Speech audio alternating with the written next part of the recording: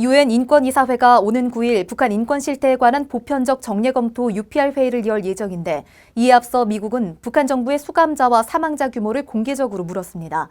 북한 전체가 사실상 감옥 국가란 국제사회의 지적을 반영한 것으로 수감자에 대한 북한 당국의 비인간적 처벌과 강제노역 문제를 집중 제기했습니다. 김영권 기자가 보도합니다.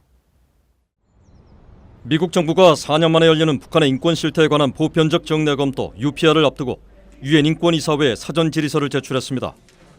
미국은 질의서를 통해 북한 내 빈번하게 벌어지는 고문과 강제 노역 등 반인륜적 인권 침해 문제를 집중적으로 제기했습니다. 북한의 형법은 고문과 잔혹하고 비인간적인 모멸적인 처우나 처벌을 금지하고 있지만 실제로는 이런 일이 북한의 정치범 수용소와 다른 수감시설에서 일상처럼 벌어지고 있다는 국제사회 보고서들을 지적하기도 했습니다. 미국은 그러면서 북한 정부에 국제고문방지협약을 비준하고 고문을 금지한 국내 형법 조항을 집행할 의지가 있는지 물었습니다. 북한 수감시설에 얼마나 많은 수감자가 있고 해마다 몇 명이 사망하는지, 또 정치범 수용소 내 반인도적 조치들과 강제노역, 노동자에게 임금을 지불하지 않는 문제도 제기했습니다. 여성에 대한 다양한 폭력도 북한의 형법이 금지하고 있지만 가해자 처벌은 이루어지지 않고 있다고 지적했습니다.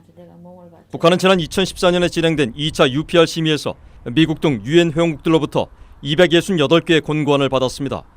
하지만 이 가운데 113개만을 수용하고 나머지에 대해서는 거부하거나 분명한 입장을 나타내지 않았습니다. 로버타 코헨 전 국무부 인권 담당 부차관보는 인권 유린 장소인 정치범 수용소에 가던 사람들에 대한 처우가 앞서 북한 정부의 보고서에서 누락됐다고 지적했습니다. They are listed in UN resolutions, the prisoners, as being among the most vulnerable in the country. They're the most acute cases of hunger and disease. UPR 보편적 정례 검토는 유엔 인권이사회가 193개 모든 유엔 회원국의 인권 상황을 심의하는 제도로 북한은 지난 2009년과 14년에 이어 9일 세 번째 심사를 받습니다. 북한 정부는 지난 1, 2차 UPR 회의 때 인권 침해에 대한 국제사회의 지적은 오해와 편견에서 비롯됐다며 정치범 수용소 역시 존재하지 않는다고 주장했었습니다. 뷰이 뉴스 김영권입니다.